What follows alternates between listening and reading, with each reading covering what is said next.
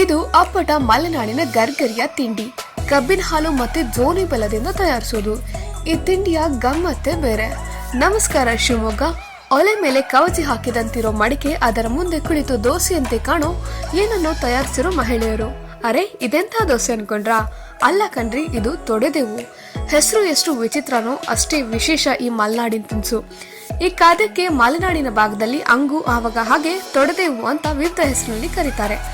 ಗರ್ಗರಿಯಾದ ಸಿಹಿಯ ತಿಂಡಿ ಜೊತೆಗೆ ಕಾಯಿ ಹಾಲು ಮತ್ತೆ ತುಪ್ಪ ಸವರಿ ತಿಂತಾ ಇದ್ರೆ ವಾಹ್, ಅದರ ರುಚಿನೇ ಬೇರೆ. ಮೊದಲೆಲ್ಲ ಸೀಸನ್ ಅಲ್ಲಿ ಮಾತ್ರ ಮಾಡ್ತಿದ್ದ ತೊಡೆದೇವು ಈಗ ಎಲ್ಲ ಸೀಸನ್ ಅಲ್ಲೂ ಕೂಡ ಸಿಗತ್ತೆ. ಇದನ್ನ 1 ತಿಂಗಳವರೆಗೆ ಇಟ್ಟು ತಿನ್ಬಹುದು.